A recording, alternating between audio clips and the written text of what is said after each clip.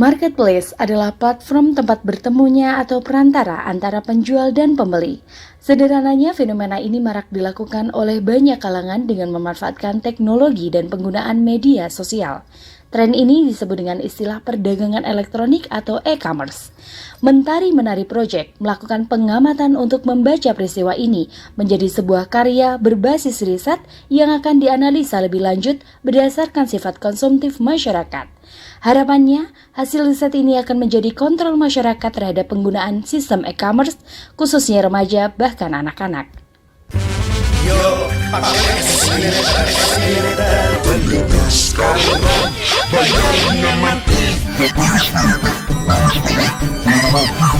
Saya menggunakan salah satu aplikasi itu, yaitu aplikasi Shopee, karena gratis ongkir Shopee. Saya cukup sering menggunakan aplikasi e-commerce karena untuk memenuhi kebutuhan sehari-hari. Dan e-commerce yang saya gunakan biasanya adalah Shopee dan Tokopedia. Saya sering karena saya orangnya malas untuk keluar-keluar cari barang yang belum tentu ada di tempat toko tersebut, jadi saya lebih sering pakai Shopee. Saya juga sering memakai aplikasi Shopee dan Tokopedia, terutama Tokopedia saya untuk membayar kuliah lewat aplikasi Tokopedia. Kemudian Shopee saya lebih sering memakai Shopee Food untuk memesan makanan. Aku dulunya waktu pertama kali aku pakai Lazada, aku pindah ke Shopee. Saya pernah melakukan pembelian dengan menggunakan aplikasi online. Terus yang minati saat ini baru Lazada. Aku pakai TikTok Shop sekarang karena harganya juga lebih murah dan cepat sampai juga sih. Pakai Shopee karena kalau aku awalnya dulu pakai Lazada, sekarang pindah ke Shopee. Kalau di Shopee? Di Shopee itu estimasi pengirimannya bisa dilacak. Kalau OLX saya biasanya pakai untuk yang produk-produk yang bisa saya akses lokal. Misal mau beli tangga, motor, pot, batu bata. Pertama bergantung dengan kebutuhan. Nah, kalau semisal saya membutuhkan barang yang banyak bisa sampai 10 lebih. Kadang kurang dari 100, kadang sampai lebih dari 200.000. Kalau saya sendiri tidak menentu karena tiap bulannya pasti relatif berubah-ubah. Cuman kalau dibuat rata-rata mungkin satu bulan itu kira-kira habis sekitar 150.000. Kita tergoda dengan promo juga itu termasuk. Dari aplikasi itu saya merasa dia lebih cenderung memberikan harga yang lebih miring dibandingkan aplikasi yang lain. Kalau saya juga untuk barang tidak terlalu sering, untuk 1 bulan mungkin cuma 2 atau 3 barang. Kalau untuk makanan paling dalam 1 minggu itu 5 kali mungkin lebih sering. 3-5 pesanan juga. Itu kadang kayak seperti baju, terus tas sama aksesoris lainnya.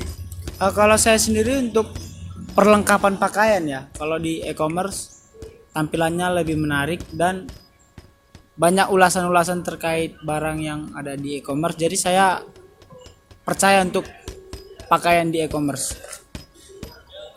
Kalau saya lebih ke alat olahraga, contohnya kayak raket badminton, sepatu bola.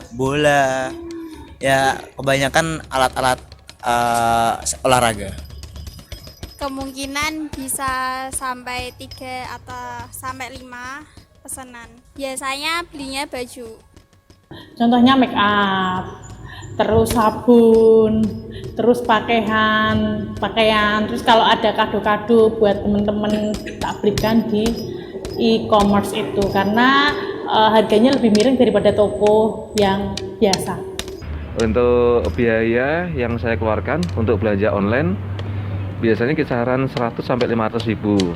Online itu juga bisa beli pulsa sama bayar listrik. Nah itu kalau dengan total itu ya saya bisa lebih dari 500.000. Buat 1 bulan ya bisa sampai 200-500 bisa sih. Soalnya kan skincare itu basic skincare kan banyak ya, belum make up, belum kebutuhan cewek lah ya. Banyak banget. Tapi ya kita juga harus nabung, nama juga pelajar. Jadi 1 bulan ya 2-3, walaupun uangnya agak banyak kita harus nabung dulu. Kemungkinan sebulan bisa sampai 200-an. Kalau saya sendiri untuk metode pembayaran yang paling sering saya gunakan adalah media transfer. Cuman di beberapa kesempatan saya menggunakan pay letter untuk mengklaim promo di dalam e-commerce tersebut. Kemungkinan sebulan bisa sampai 100-200-an. Seringnya memakai Pay, tetapi kalau semisal posisi kebetulan lagi mendesak, ya, terus tidak punya uang, otomatis terpaksa pakai pay letter. Sistem pembayaran yang sering saya pakai biasanya transfer bank sama pay. Saya lebih ke Shopee Pay karena gratis ongkir. Kalau pay letter paling buat barang-barang yang aneh-aneh, contohnya kayak hal-hal yang unik, dompet 10.000 ya gitu, kepo dulu baru bayar gitu. Saya juga lebih ke pakainya Shopee Pay karena lebih banyak promo di dalam aplikasi tersebut. Kalau untuk sistem pembayarannya biasanya pakainya COD di tempat.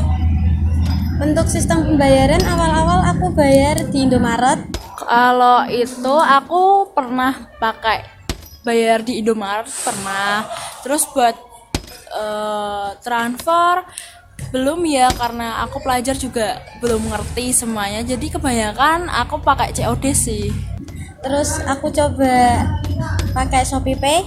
Habis itu sekarang lebih suka lewat COD. Kalau pendapat saya untuk Shopee Pay Later ini menarik karena kita bisa mencoba barang tanpa harus membayarnya. Nah, ini memudahkan kita ketika kita contohnya mahasiswa yang notabene kita dikasih uang belanja bulanan. Jadi kita bisa membackup semua barang kita ketika kita punya uang. Jadi kita bisa melunasi pay letternya ketika kita dapat transferan dari orang tua, mungkin kayak segitu. Nah, kenapa saya memilih e-commerce untuk transaksi jual beli? Karena memang lebih mudah, tinggal klik ya. Tinggal sekarang juga kita bisa bandingkan harga. Di kisaran 200.000. Biasanya yang sering itu lewat COD. Ya mungkin dampaknya waktu itu sih pertama kali belanja online, Kak, nggak merhatiin banget gambarnya kayak gimana, terus detail-detailnya. Jadi cuma lihat gambar, wah kayaknya bagus nih, tapi kenyataannya waktu sampai di rumah ternyata beda dan bahannya juga malah lebih buruk gitu.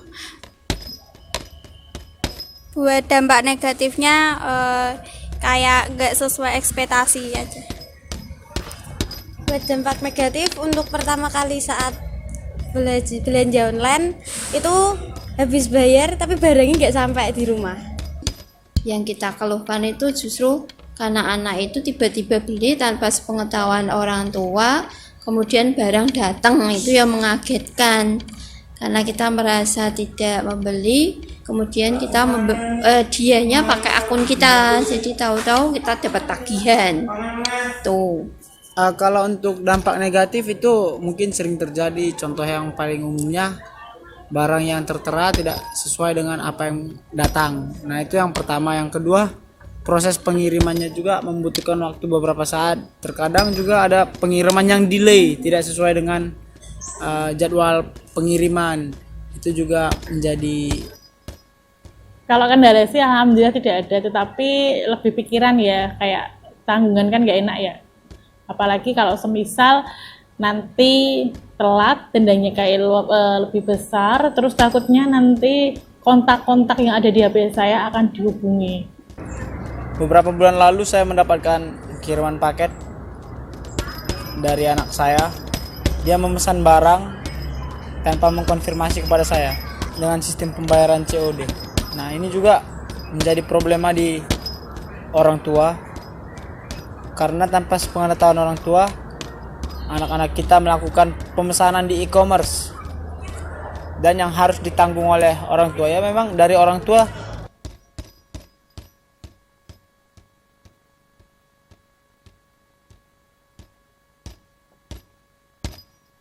Pay letter saya nggak pakai karena memang takut dengan bunganya. Kita nunggak biasanya bunganya bisa berkali-kali lipat.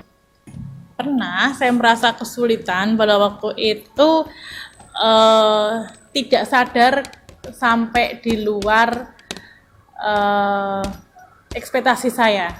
Dan itu saya kaget, terus ya sudah, dan itu menjadikan saya kapok di pay letter. Yang jelas dampak negatif yang saya rasakan selama ini yang paling berat adalah jadi ketagihan. Biasanya hal-hal yang nggak penting malah jadi kebeli, itu yang paling berat untuk pengguna e-commerce itu sendiri. Kalau dampak negatifnya dari pandangan saya yaitu seperti pembayaran pay letter, takutnya orang-orang yang memang tertarik buat pay letter tapi tidak tahu kedepannya bisa membayar atau enggak. Jadi keceblos buat untuk ngambil cicilan lagi, jadi membengkak, makin lama makin besar, jadi susahnya membayar seperti itu. Kalau dari saya sama seperti penjelasan Mas Edo, kalau membeli barang tidak bisa dipakai terlebih dahulu, jadi tidak tahu ukuran yang pas yang mana. Pengalaman saya pernah membeli sepatu, ukuran saya seringnya 42, ternyata yang datang 42 itu sangat besar, jadi pesanan yang diharapkan tidak sesuai keinginan. Kalau boros iya, tapi kan karena keinginan jadi nggak disesali. Terkadang benda-benda yang notabene murah itu menarik, hingga kita lupa bahwasanya barang yang menarik ini sudah banyak jumlahnya kita beli. Contohnya kita beli barang seharga 10.000, cuman karena kita tidak secara sadar atau tidak sadar kita menganggap 10.000 murah, kita jadi membeli barang dengan jumlah yang banyak, dan jatuhnya kita tetap jadi boros karena membeli barangnya terlalu banyak. Mungkin itu sih. Sama kayak Mas Edo tadi, jadi kayak misal dompet 5.000, 10.000, entah pensil berlistrik atau apapun itu, lampu-lampu yang murah berwarna-warna, jadi kita kepo untuk beli, akhirnya kurang puas, kita cari lagi, jadi berputar seperti itu terus, menyebabkan borosan yang sering malah. Ya kalau boros kadang kita tergiur dengan promo-promo yang murah, yang menarik gitu, kita iseng membeli dan keterusan sampai kita tidak tahu, akhirnya kita dompet kita boros terkuras. Itu sangat memberatkan. Ketika kurir datang, saya kaget. Oh, tagihan apa lagi yang harus saya bayar? Nah, itu sebuah hal yang tidak terduga. Untuk ngerasa boros sih iya, tapi karena kayak lebih mudah aja jadi nggak apa-apa sih. Nah, mau nggak mau, daripada saya malu ke kurir, saya langsung membayarkan saja. Cuman agak jengkel karena si anak saya tidak memberitahu terlebih dahulu terkait barang yang akan saya bayar. Oke, kalau positif kan berarti kita bisa membeli barang tanpa membayar terlebih dahulu jika itu keperluannya mendesak. Kayak kemarin harus nyumbang di pernikahan. Dia memesan barang tanpa sepengetahuan orang tua. Nah, itu menjadi problema untuk kita semua. Itu memang awalnya kan karena lebih murah, ya kan lebih murah, terus nanti akan muncul banyak pilihan, jadi semisal pengennya beli A, jadi beli A, B, C, D. Dari satu jenis menjadi beberapa jenis, dan itu menyebabkan keborosan yang tidak terduga. Yaitu awalnya pingin irit, jadinya ngorot.